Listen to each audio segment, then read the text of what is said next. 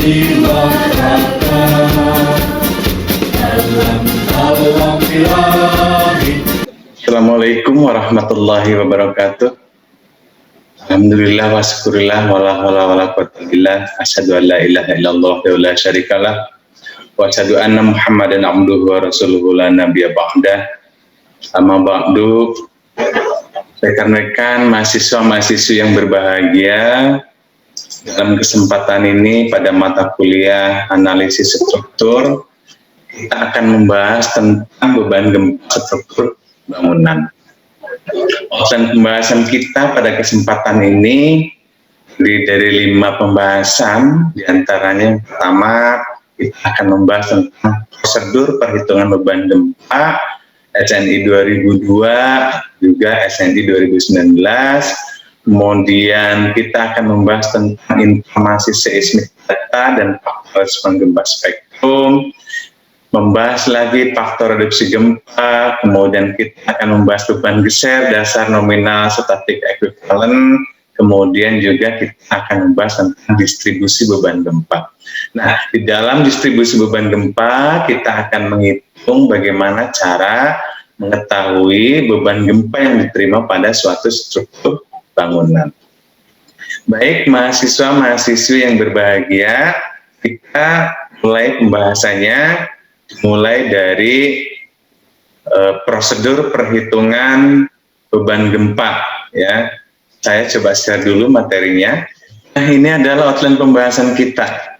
Oke, pertama-tama kita akan membahas tentang prosedur perhitungan beban gempa SNI 2002 dan SNI 2019.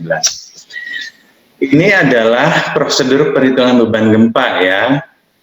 Apa yang harus kita lakukan, langkah-langkahnya, bagaimana supaya kita bisa menghitung beban gempa pada suatu bangunan.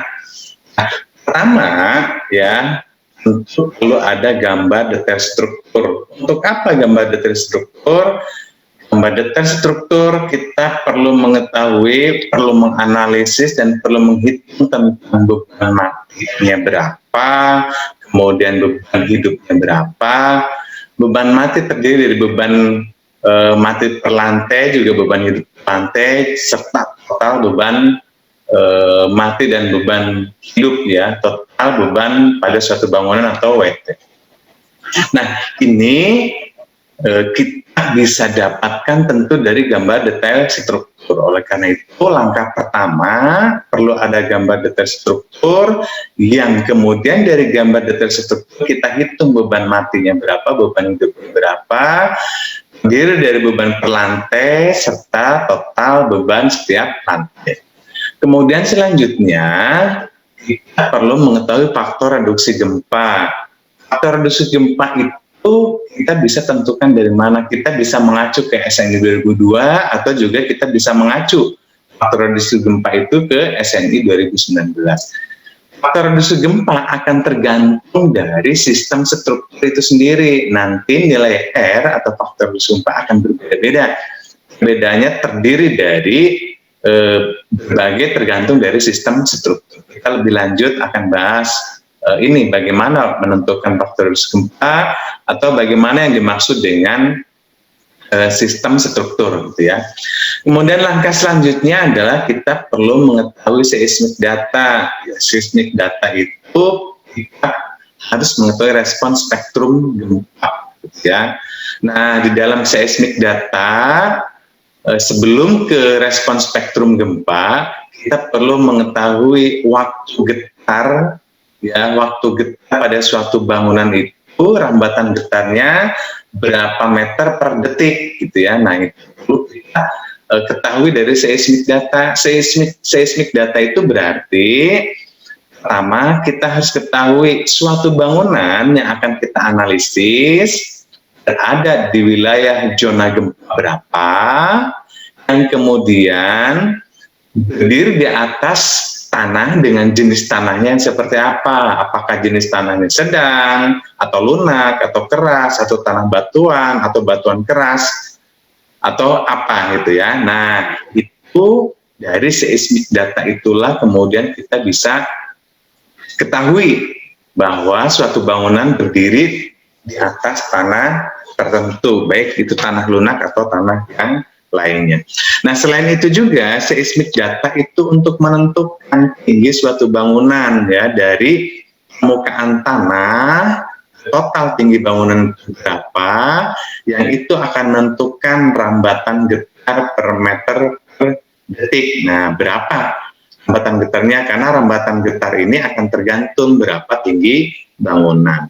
Oke, kemudian selanjutnya adalah faktor respons spektrum gempa gitu ya. Faktor respons spektrum gempa itu tadi akan kita bisa ketahui apabila kita tahu seismik data. Ya, seismik data tadi, dari seismik data misalkan faktor respon gempa itu akan bisa ditentukan karena faktor respon gempa itu mempunyai nilai spektrum atau nilai C. Berapa nilainya? Berapa nilainya berarti tergantung bahwa suatu bangunan itu berdiri pada jenis tanah apa gitu ya, jenis tanah lunak atau tanah apa. Nah, untuk bisa mengetahui itu, tentu kita perlu menganalisis terlebih dahulu jenis tanahnya. Dari hasil sondir, misalkan kedalaman lapisan tanahnya berapa, lapisnya berapa, berat jenisnya tanahnya berapa, kemudian kohesi tanahnya berapa, dan seterusnya. Ya, nah itu baru kemudian kita ketahui nilai respons spektrum atau nilai E, gitu ya. Nah, setelah diketahui itu, kita selanjutnya dapat menghitung beban geser dasar nominal statik ekuivalen. Ya, beban geser dasar nominal itu akibat gempa suatu struktur bangunan itu mempunyai beban gesernya berapa. Nah, itu beban geser dasar, dan beban geser dasar ini tergantung dari respons spektrum gempa, kemudian juga tergantung dari faktor reduksi gempa, dan juga tergantung kepada berat total bangunan.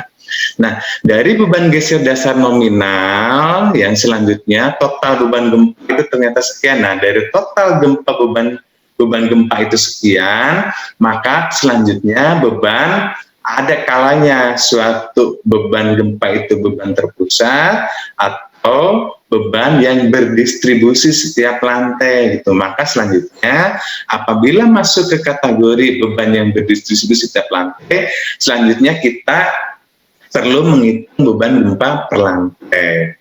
Nah, beban gempa per lantai itu berarti tergantung dari tinggi setiap lantainya itu berapa meter, kemudian tadi beban geser dasar nominalnya berapa gitu ya.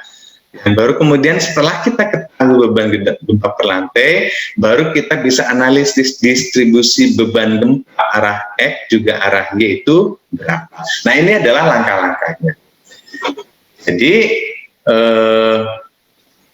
agar kita mampu mengetahui beban gempa harus kita perhitungkan ya, yang karena kita ketahui bahwa dalam faktor pembebanan ada kalanya ada sesuatu yang perlu kita perhitungkan, diantaranya kita perlu menghitungkan beban gempa gitu ya. Nah, berapa sih beban gempa yang harus diperhitungkan? Nah, berapa beban gempa yang harus diperhitungkan? Tadi berarti perlu data-data dan menggunakan langkah-langkah yang seperti diuraikan tadi. Oke.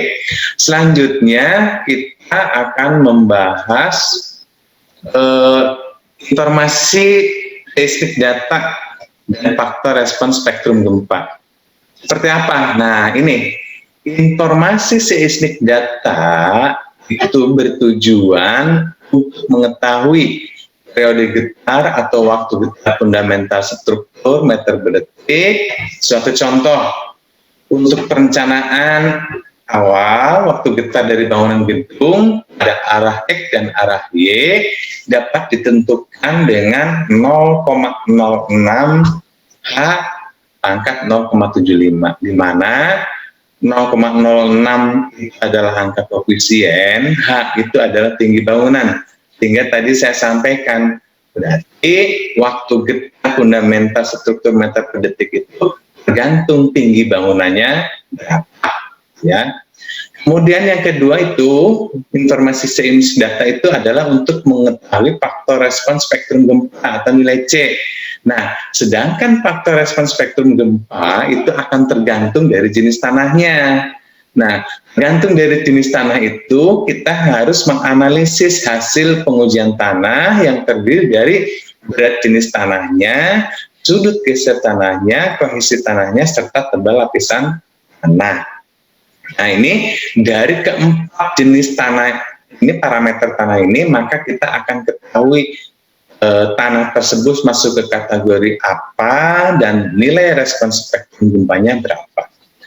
Nah, suatu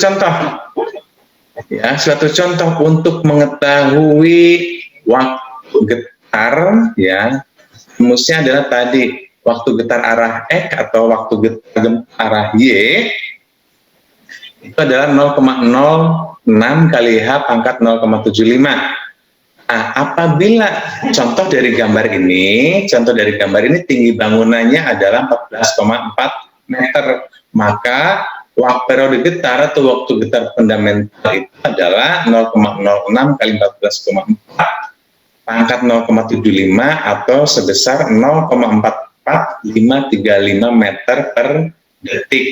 Nah, ini berarti ya waktu getar ke arah waktu getar beban gempa, waktu getar gempa akibat gempa arah X juga arah Y ini adalah sebesar 0,44535 meter per detik, ya, hampir setengah meter per detik itu waktu getarnya. Nah, kemudian selanjutnya adalah faktor respon gempa.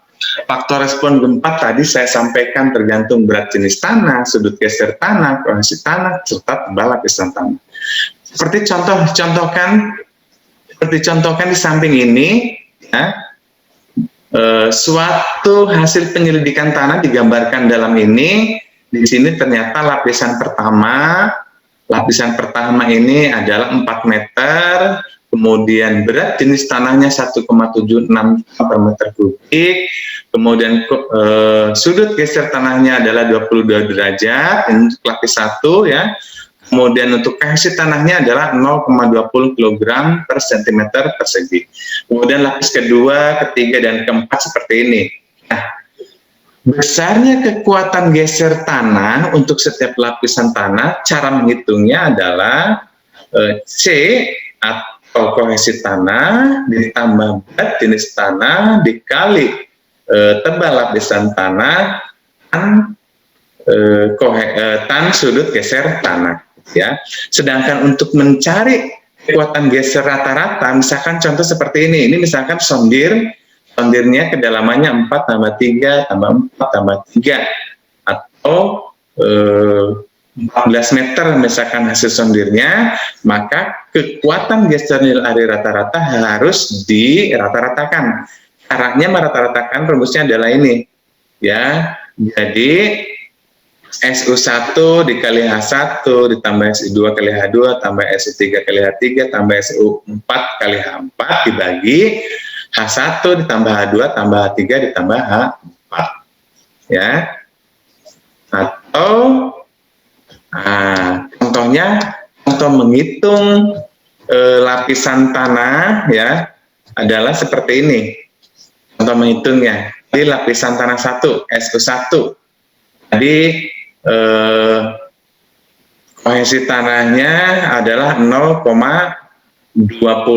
kg per meter persegi, kemudian berat jenis tanahnya adalah 1,76 ton, kemudian di sini dikonversi ke kilogram karena yang 0,2 juga kilogram, maka menjadi 0,00176 kilogram. Kemudian tebal lapisan tanahnya adalah 400 cm atau 4 meter 22, maka hasilnya adalah 0,484 kg per cm persegi. Begitu seterusnya, lapisan 2, lapisan 3, lapisan 4. Nah, sedangkan menghitung kekuatan geser nil ari rata-rata seperti tadi rumusnya, ini seperti ini rumusnya. Kemudian ini adalah SU1 kali H1, SU1-nya ini adalah 0,484, ini 0,484 kali kedalaman lapisnya ini 400 cm, kemudian nilai SU2 adalah 0,293 ini, ya. Kemudian kedalaman lapisan tanahnya adalah 300 cm dan seterusnya, maka dihasilkanlah 0,395 kg per cm persegi. Ini kekuatan geser nilai air rata-rata, gitu ya. Nilai air rata-ratanya adalah 0,395 kg per cm persegi. Nah, dari nilai kekuatan geser nilai air rata-rata inilah baru kemudian bisa ditentukan ini masuk ke kategori tanah apa, gitu. Ya, oke.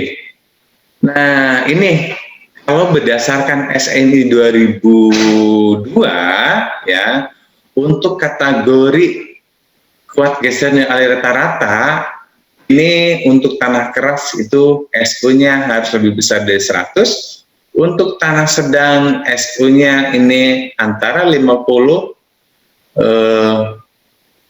kurang lebih kecil dari 50 sampai antara 50 sampai dengan 100 kPa, ya. Untuk tanah lunak ini lebih kecil dari 50 kPa. Nah, Tadi nilai ininya adalah 39,5 kPa. 39,5 kPa ini berada lebih kecil dari 50 kPa, berarti itu tanah masuk ke kategori tanah lunak. Nah, ini versi menurut SNI 2002, ya. Kemudian ini menurut SNI 2019. Menurut SNI 2019, tanah lunak ini kodenya adalah SE, sama ya, lebih kecil dari 50 kPa, ini masuk ke kategori tanah lunak. Nah, ini yang membedakan untuk SNI 2019 terdiri dari jenis tanah batuan keras, tanah keras, tanah padat dan batuan lunak, kemudian tanah sedang, tanah lunak, dan seterusnya. Ya. Oke, karena tadi nilai SU-nya adalah 39,5 kPa, lebih kecil dari 50 kPa, maka jenis tanah ini merupakan tanah lunak. Berdasarkan SNI 2002 juga masuk ke kategori tanah lunak, berdasarkan SNI 2019 juga masuk ke kategori tanah lunak.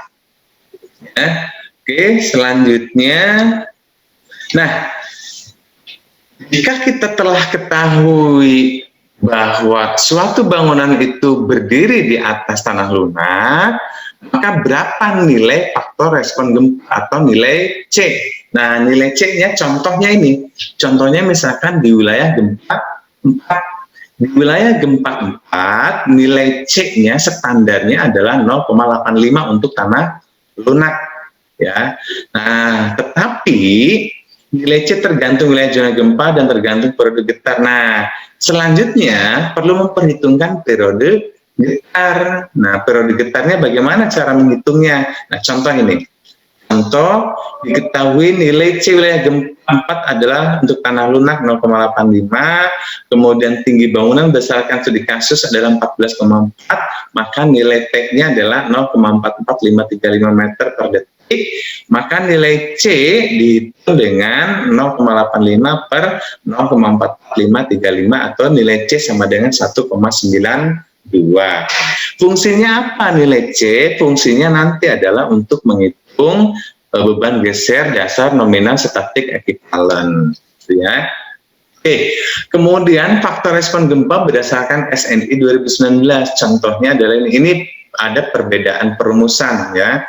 Ini untuk kategori percepatan respon spektral desainnya pada 1 detik, kalau apabila lebih besar dari 0,4, maka nilai C-nya itu harus diambil 1,4, tetapi nilai C itu, ya, nilai C ini rumus hitungnya adalah T sama dengan CT kali HNX, gitu ya, di mana apa itu HNX, gitu ya. Nah, di sini ada keterangannya bahwa HN adalah ketinggian struktur dalam meter, kemudian koefisien C1 dan X-nya adalah ditentukan dari tabel ini, ya. Tabel ini berdasarkan SNI 2019 atau bisa dihitung seperti ini. Nah, berdasarkan ini maka nilai C-nya ini contoh untuk kerangka baja pemikul momen, karena di sini nilai C dan X berbeda-beda tergantung sistem rangka pemikulnya. Ada rangka baja pemikul momen, ada rangka beton pemikul momen, ada rangka baja dengan bracing eksentris, ada rangka baja dengan bracing kekang terhadap tekuk, ada semua sistem struktur lainnya. Nah, ini saya contohkan misalnya dengan rangka baja pemikul momen. Nah, ini A sama dengan ini cara menghitungnya adalah seperti ini, dan hasilnya adalah nilai C-nya 2,29 ya. Beda dengan tadi, ini berdasarkan SNI 2002 nilai C-nya 1,92, sedangkan berdasarkan SNI gempa 2019 tapi khusus ini untuk rangka baja pemikul momen nilai C-nya adalah 2,29. Selanjutnya teman-teman sekalian bisa hitung sendiri kategori suatu strukturnya terdiri dari apa, apakah rangka beton pemikul momen atau rangka baja dengan bracing eksentris dan lain sebagainya. Maka nilai CT dan X-nya silakan lihat tabelnya. Oke. Kemudian ini adalah contoh respons spektrum gempa wilayah gempa 1, kemudian wilayah gempa 2. Contoh beda nih. Wilayah gempa 1 nilai C-nya bukan 0,85, kalau wilayah gempa 4 kan nilai tanah lunak ini adalah 0,85, sedangkan untuk gempa 1 nilai C-nya adalah 0,2, untuk tanah sedang 0,08 dan untuk tanah keras 0,05. Untuk wilayah gempa 2 tanah lunak nilai C-nya 0,5, tanah sedang 0,23, tanah keras 0,15. Nah, ini wilayah gempa 3 dan wilayah gempa 4. Nah, yang kita contohkan tadi studi kasus adalah wilayah gempa 4 yang nilai C-nya 0,85 gitu ya. Nah, ini bisa dilihat di SNI 2002. Ini wilayah gempa 5 dan wilayah gempa 6. Baik, selanjutnya kita akan membahas tentang faktor reduksi gempa. Apa yang dimaksud dengan faktor reduksi gempa gitu ya. Saya share kembali materinya. Nah, ini tentang faktor reduksi gempa. Faktor ductilitas maksimum, faktor reduksi gempa maksimum, faktor tahanan lebih struktur, dan faktor tahanan lebih total beberapa jenis sistem dan distribusi struktur gedung SNI 03-1726, ini yang 2002 ya. Jadi faktor reduksi gempa itu tergantung dari kinerja struktur gedung. Apakah elastis penuh? Jika elastis penuh, maka faktor reduksinya adalah 1,6 ya.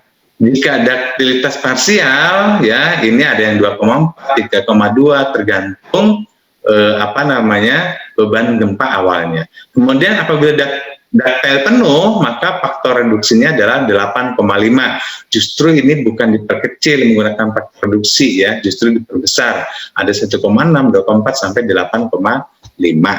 Ya, ini SNI 2002. Ini SNI 2019.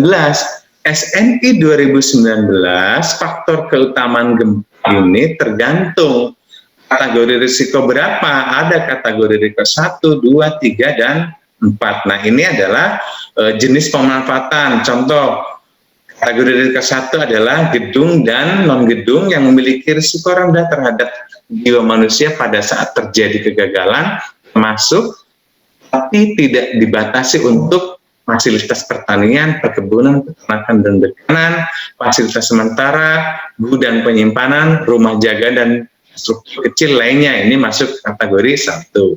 Kategori 2 ini, kategori 3 ini, dan kategori 4 ini. Nah, faktor keutamaan untuk kategori 1 atau 2, ini faktor keutamaan gempanya adalah 1,0. Untuk faktor keutamaan gempa kategori risiko 3 ini adalah 1,25, sedangkan untuk faktor risiko 4 adalah 1,5. Nah, ini berdasarkan gempa SNI 2019. Ini ya masih sama faktor reduksi gempa ya. Nah, ini faktor reduksi itu misalkan untuk berkoncor di tempat yang didesain sesuai SNI 2847, ini terkontrol gesernya, berarti R-nya, nilai R-nya 1,5, kemudian terkontrol lentur, maka R-nya 2 gitu ya. Kemudian ada beton percetak yang desain sesuai ini sesuai SNI 2847 ini yang untuk terkontrol geser ini sebesar 0,7, foto kontrol itu juga 0,7 dan seterusnya. Nah, ini berdasarkan SNI gempa 2019. Oke, selanjutnya kita masuk ke outline pembahasan 4. Nah, ini yang agak panjang pembahasannya, yaitu tentang beban geser dasar nominal statik ekuivalen. Nah, bagaimana cara kita menghitung beban geser dasar nominal statik ekuivalen ya? Oke, saya share dulu materinya. Nah, ini dia. Beban geser dalam dasar nominal statik ekuivalen itu dapat dianalisis menggunakan P sama dengan C1 per R kali WT, di mana P-nya adalah beban geser dasar nominal statik ekuivalen, C-nya adalah faktor respon gempa yang kita contohkan tadi, nilai C tanah lunak 0,85 dan seterusnya gitu ya. Kemudian faktor R-nya adalah faktor reduksi gempa. Faktor reduksi gempa itu nilainya seperti dicontohkan tadi, tergantung dari sistem struktur. Kemudian WT-nya adalah total berat bangunan. Total berat bangunan yang terdiri dari beban mati dan beban hidup. Seperti latihan kita sebelumnya, bagaimana cara kita menghitung beban mati, bagaimana cara menghitung beban hidup.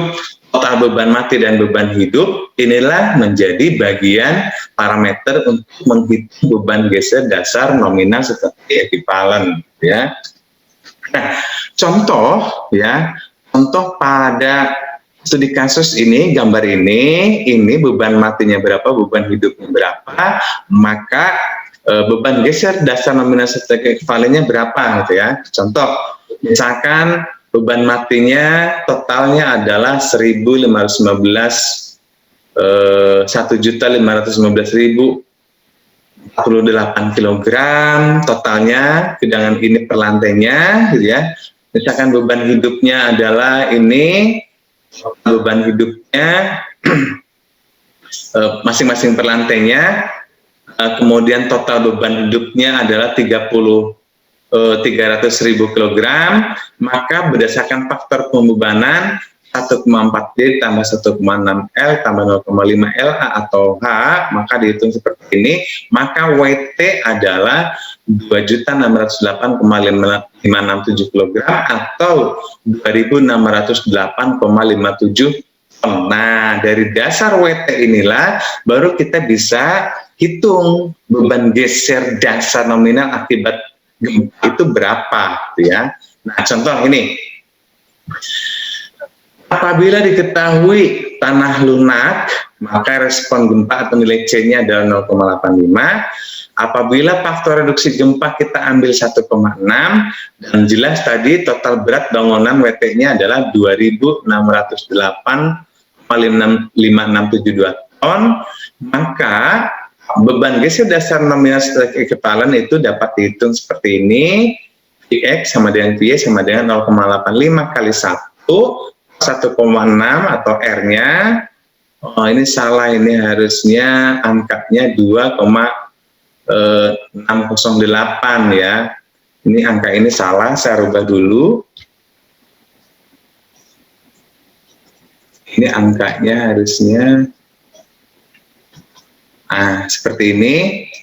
Maka beban geser dasar nominal statik ekuivalen itu adalah sebesar 1.304,2836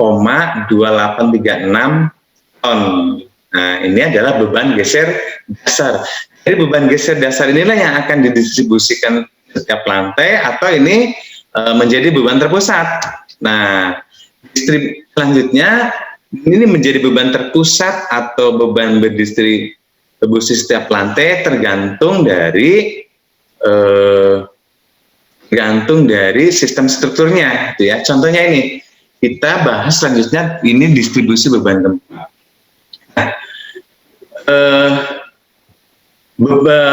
beban geser dasar nominal gempa arah X dan arah Y harus didistribusikan sepanjang tinggi struktur bangunan gedung menjadi beban-beban gempa statik ekuivalen yang bekerja pada pusat massa lantai tingkat ya.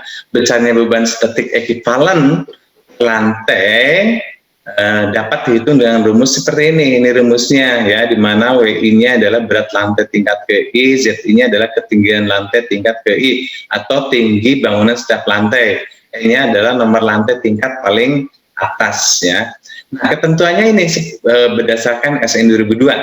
Jika perbandingan antara tinggi struktur gedung dan ukuran denah dalam arah pembubaran gempa sama dengan atau lebih dari 3, maka sebesar 0,1 beban geser dasar nominal atau harus dianggap sebagai beban horizontal terpusat yang bekerja pada pusat massa lantai, artinya akan bekerja di pusat lantai paling tinggi ya. Sedangkan sebesar 0,9-nya baru jadi beban geser dasar nominal, sisanya ke setiap lantai gitu ya. Jadi 0,1-nya menjadi beban terpusat lantai paling atas, sedangkan 0,9 beban geser nominal tadi dibagi pada setiap lantai.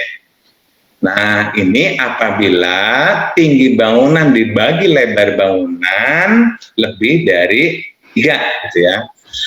Tapi studi kasus tadi tinggi bangunannya itu adalah 14,4 ya.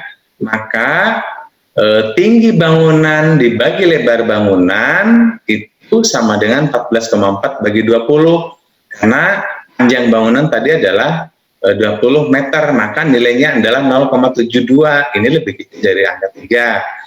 Kemudian di arah yang kedua 15 meter, di arah 15 meter berarti tinggi bangunan dibagi lebar bangunan 14,4 bagi 15, 0,9, ini juga masih kecil dari angka 3. Maka seluruh beban gempa ini didistribusikan menjadi beban-beban terpusat yang bekerja di setiap lantai di sepanjang tinggi bangunan.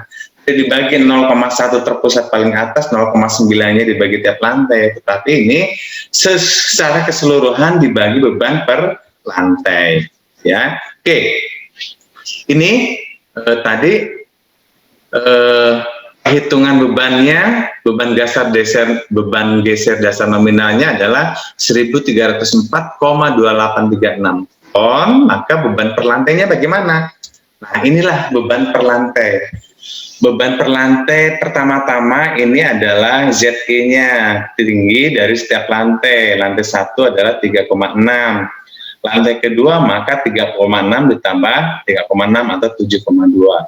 Setelah tinggi lantai 3 berarti ini 7,2 tambah 3,6 atau 10,8. Kemudian tinggi lantai 4 berarti ini 14,4 atau sama dengan 3,6 kali 4. Ya. Oke. Kemudian beban per lantainya, beban mati dan beban hidup per lantainya adalah ini. Lantai 1 ini, lantai 2 ini, lantai 3 ini, lantai 4 ini ya. Beban hidup dan beban mati ini ya, ingat ya, ini beban hidup dan beban matinya adalah ini. Maka WI kali ZI ya, tinggi bangunan setiap lantai kali beban mati dan beban hidup setiap lantai. Untuk lantai 1 ini maka 3,6 kali 453,76 atau setara dengan 1633,54 ton. Kemudian yang kedua 7,2 dikali 453,76 atau sebesar 3,267,69 3.267,09 ton dan seterusnya ya. Maka beban gempa setiap lantai dengan rumus ini ya, caranya adalah nilai ini dibagi total beban WI kali ZI, totalnya adalah ini ya, kemudian dikali beban geser dasar nominal static equivalent ini dikali 1304,2836 ya. Maka beban lantai 1, beban gempa lantai 1 adalah 130,43, beban lantai 2 260,86 ini dalam ton ya. Kemudian beban lantai 4 391,29, beban lantai 4 521,71 ton ya. Oke, kemudian akan membebani kolom seberapa? Ini contoh di sini arah X itu terdiri dari kolom 5 kolom atau maka terdiri dari 5 portal.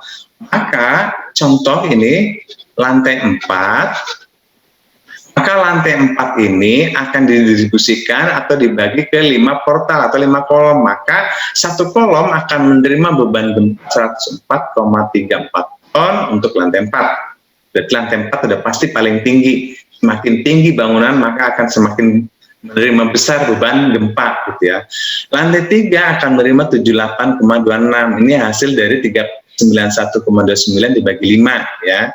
Lantai 2 akan menerima 52,17 ton, hasil dari 260,86 dibagi 5. Kemudian lantai 1 akan menerima beban 26,09, hasil dari 130,4 dibagi 5. Kemudian arah Y terdiri dari 4 portal atau 4 kolom, maka ini dibagi 4 ya. Maka ini semakin sedikit jumlah kolomnya, maka beban gempa akan semakin tinggi.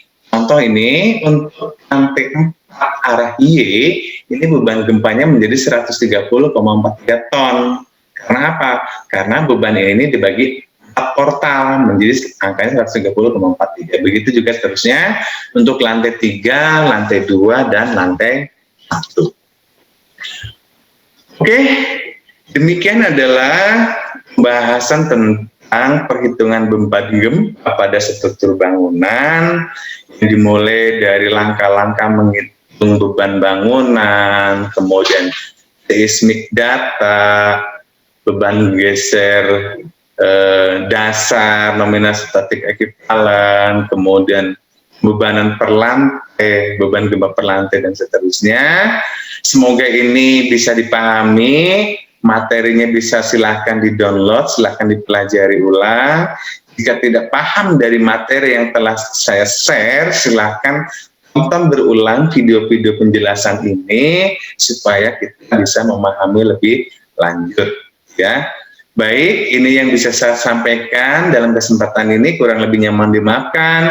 Billahi taufiq wal hidayah, walakum minkum. Wassalamualaikum warahmatullahi wabarakatuh.